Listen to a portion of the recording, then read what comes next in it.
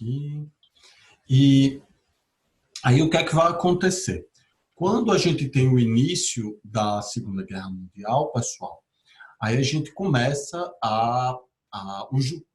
os nazistas começam a criar uma política de Estado para matar essas pessoas, certo?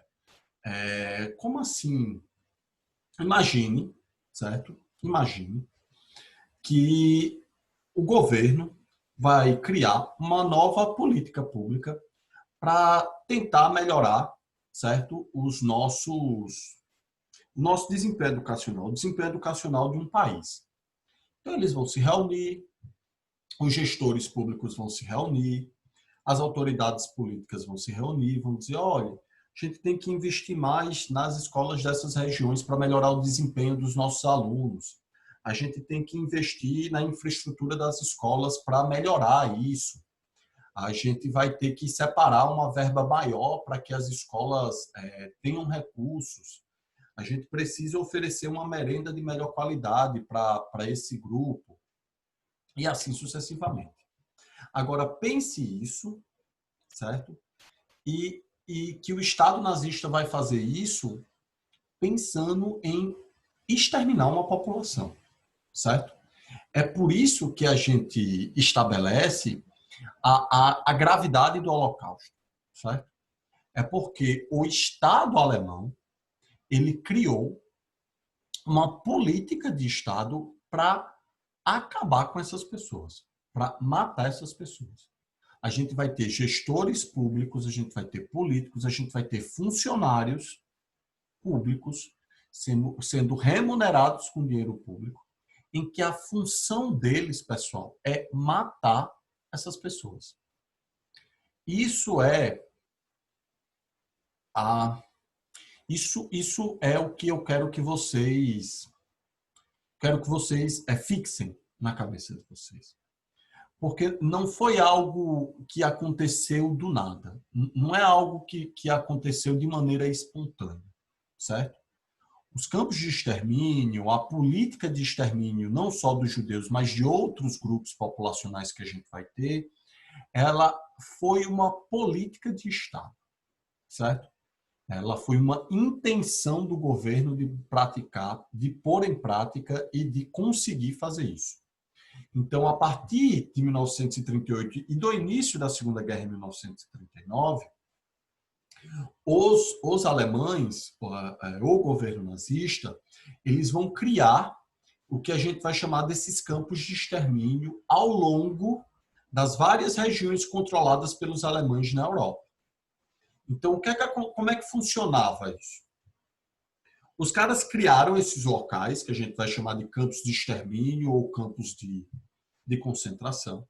Eles vão pegar esses judeus, vão pegar também ciganos, vão pegar também homossexuais, vão pegar também negros, vão pegar comunistas, certo? Soviéticos. Eles vão pôr essa galera no trem. Essas linhas de trem, que eram abarrotadas dessas pessoas, seguiam até esses campos de concentração. E lá eles iam trabalhar, iam se tornar escravos e iriam ser mortos, certo? Aconteciam as duas coisas. Ou às vezes você morria de tanto trabalhar. Também existia essa relação. E era por isso que os judeus recebiam essa carteirinha aí. Tá vendo? Isso é a ordem de segregação em que os judeus recebiam para ser transferido para esses campos de concentração. Tá certo? E aqui está um mapa das deportações em massa que ocorreram no período de 42 até 1944, dos vários locais da Europa para os campos de concentração, certo? Cadê minha bolinha do mouse? Isso aqui, essas bolinhas aqui, eram os campos de extermínio. Tá vendo? Belzec, Sobibor. E tá vendo que ela tinha ao longo de toda a Europa. Não era só especificamente dentro do território alemão. Certo? Então, a gente vai ter campos de concentração na Holanda, na França, na Itália. A gente vai ter os campos de extermínio na Polônia, certo? Foi uma das primeiras regiões que os nazistas venceram. E, a partir daí, a partir dessa política que o governo nazista elaborou, 6 milhões de pessoas foram assassinadas nesse modelo. Para vocês terem uma noção do que são 6 milhões de pessoas, hoje, em 2020, a população do estado da Paraíba é de 3 milhões e 200 mil pessoas. Então, em 2 anos, os nazistas mataram 2 populações inteiras da Paraíba, certo? Ele pegou todos os paraibanos e mataram 2 vezes em 2 anos a partir dessa política que o Estado alemão promulgou, certo? Então, isso era a forma que eles chegavam, né? Eles recebiam essa roupa. Eu acho que quem assistiu o Menino de Pijama Listrado já conhece muito disso, né? Como é que funcionava essa política. Então, eles separavam os idosos, as mulheres e as crianças dos homens. E quando as pessoas desciam do trem, eles eram automaticamente separados.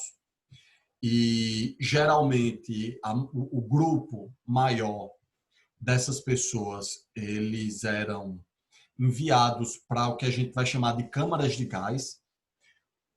Então, o Estado nazista ele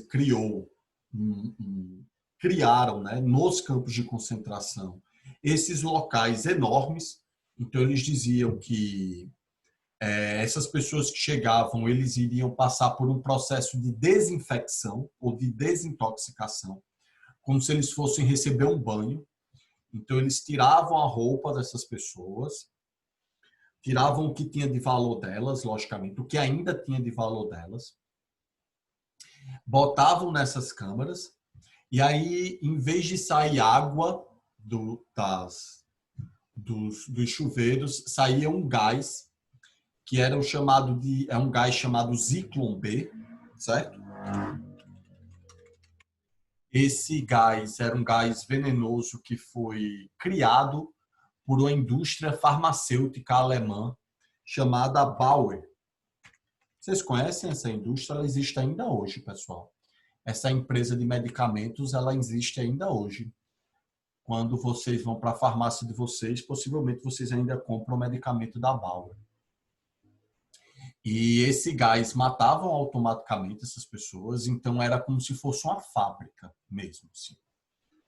O trem chegava, as pessoas desciam, eram levadas para lá, o gás matavam elas, e aí os próprios judeus, certo? Que trabalhavam forçados para os nazistas, depois que essas pessoas morriam no gás, abriam as portas. Então, esses judeus que eram obrigados a trabalhar para os nazistas, eles pegavam os corpos das pessoas, tiravam também o dente de ouro, alguma coisa que eles tinham, pegavam os corpos dessas pessoas, levavam para lá para cima, onde os corpos dessas pessoas eram cremados, certo? Então, isso era como se fosse literalmente uma fábrica da morte. Era como se fosse uma fábrica funcionando e é uma fábrica de matar pessoas. Chegavam as pessoas, matavam elas, levavam para cremar os corpos delas. E isso acontecia 24 horas por dia, o tempo todo. Os homens mais fortes, né, as pessoas que tinham mais saúde, eram obrigadas a trabalhar de maneira forçada, certo? Essa é a entrada do campo de concentração de Auschwitz, que é o campo de concentração mais famoso que se tem, e é o campo de concentração que é retratado naquele famoso filme A Lista de Schindler. Filme que ganhou o Oscar, que é dirigido por Steven Spielberg. Um dos detalhes mais grotescos que tinham na entrada de todos os campos de concentração é essa frase que tinha em alemão aí, o Habermas-Frei, que é o trabalho liberta, né? De que só o trabalho liberta. Por quê? Porque os nazistas escondiam isso. Os nazistas escondiam isso. É lógico que a maioria das pessoas sabiam o que estava acontecendo, mas de maneira oficial isso não estava ocorrendo. Era como se fosse um local de prisão dos judeus para eles trabalharem para essas empresas. Que empresas são essas? Mercedes, Volkswagen. Todas essas empresas, elas vão ter culpa no cartório, certo? Isso não teria ocorrido se não fosse o apoio do capital, do capitalismo alemão a esse processo. E também a gente está falando de empresas que lucraram em cima dessas pessoas, certo? Por causa que elas eram escravas dela. Continuando. As pessoas que não morriam nas câmaras de gás ou de outra forma, elas eram obrigadas a trabalhar como escravos, como eu disse para vocês, nesses campos de concentração. E aí é que eu vou ler esse trecho do Primo Levi e depois vou dizer algumas coisas para vocês. Isto é o inferno. Hoje, nos nossos dias, o inferno deve ser assim. Um local grande e vazio. E nós cansados de estarmos de pé, com a torneira a pingar água, que não se pode beber, esperamos algo sem dúvida terrível. E nada acontece. E continua a não acontecer nada. Como pensar? Já não se pode pensar. É como estar já morto. Alguns sentam-se no chão. O tempo passa gota após gota. Então, isso era onde esses judeus viviam, certo? O estado físico deles ficava debilitado assim por causa da inanição, certo? Não havia alimentação para eles. Então, os judeus que estavam presos, que estavam aí, né, nesses trabalhos forçados, e conseguiam ter essa caçarola aqui, ó. Tá vendo aqui? Isso é um pinico, pessoal. Eu vou chamar de caçarola, mas isso é um pinico. Então, o prisioneiro que tinha um pinico, ele era privilegiado diante dos outros. Por que ele era privilegiado?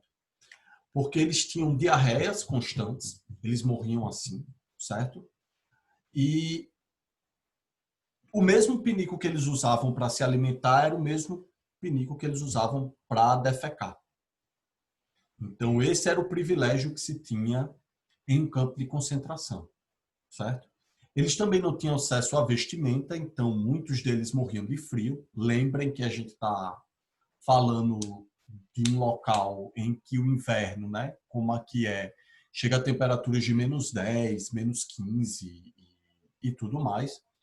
E esse esquema de beliche era justamente a racionalidade instrumental alemã, tentando botar o maior número de pessoas juntas no menor espaço de tempo, certo? Isso era a vestimenta que eram jogadas e essas eram as crianças e as mulheres, né? Porque quando eles não eram usados para experimentos ou para alguns tipos de trabalho, eles iam logo, que é o que a gente vai chamar de solução final.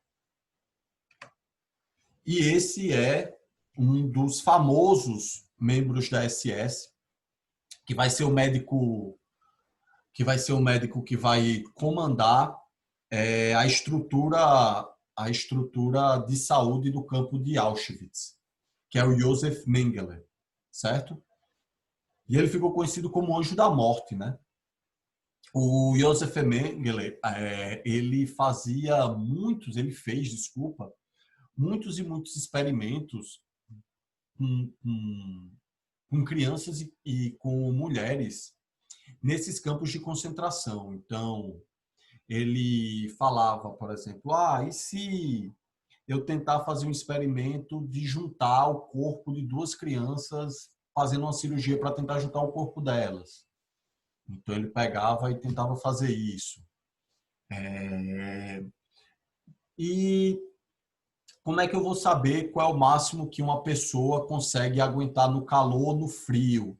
Ou nessa inversão térmica? Então, ele pegava uma pessoa, botava dentro de um espaço e aumentava a temperatura o máximo possível e depois diminuía a temperatura o máximo possível para ver até quando ela conseguia viver ou não, por exemplo. E se a gente juntar os cérebros de gêmeos? Então, ele pegava pessoas gêmeos e tentava fazer isso. O Joseph Mengele, o Anjo da Morte, ele inclusive conseguiu fugir e ele morou aqui no Brasil, em Santa Catarina, durante um tempo, certo? Ele foi brasileiro durante um tempo, certo? Desculpa. Isso aqui era o pinico, né? O que eles tinham de refeição. Isso aqui eram os fornos crematórios. Como eu disse para vocês, depois que as pessoas eram mortas nas câmaras de gás, eles eram levados para esses fornos, então era como se fosse mesmo, como eu disse para vocês, uma fábrica, que quem fazia isso eram os próprios judeus, lembrem, né? Tem um filme que eu aconselho muito vocês assistirem, filme maravilhoso para mostrar isso para vocês, certo? Que é chamado O Filho de Saul. Vou mostrar a imagem deles para vocês, que mostra exatamente como funcionava esse processo. E era como se fosse uma fábrica. O tempo todo as chaminés de Auschwitz estavam queimando.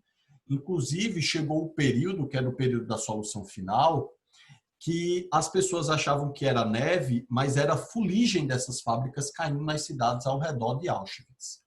Certo? Isso aqui é uma imagem do campo de concentração. Isso aqui foi em 1945, quando os aliados chegaram. Quando os nazistas já estavam perdendo a guerra e eles passaram a praticar essa solução final, então eles aceleraram esse processo. Então eles criavam as covas, matavam as pessoas e jogavam os corpos. Criavam as covas, até que os aliados vão ter acesso a isso. Quando se descobriu esse horror,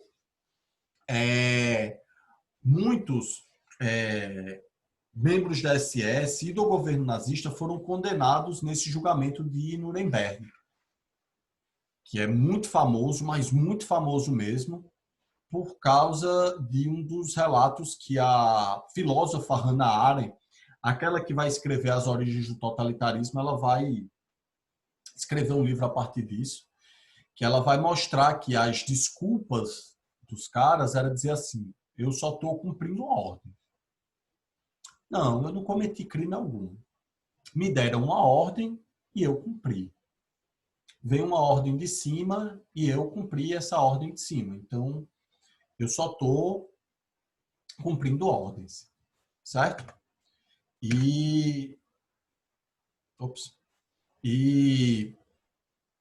depois que os judeus, né, essa galera foi libertada, foi quando a humanidade tomou consciência, e aí a gente teve a criação da ONU justamente por causa disso.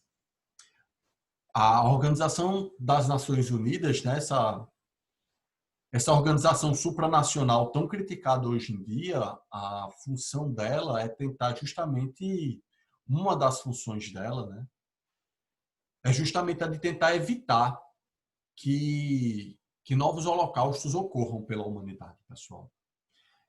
E aí a gente vai ter um novo mapa geopolítico que vai ser organizado a partir da Segunda Guerra Mundial, a partir do fim da Segunda Guerra Mundial, que vai ser justamente essa polarização entre União Soviética e Estados Unidos, né, que a gente vai chamar de Guerra Fria. Beleza? Alguém tem alguma dúvida sobre Segunda Guerra, pessoas? Alguém tem alguma curiosidade?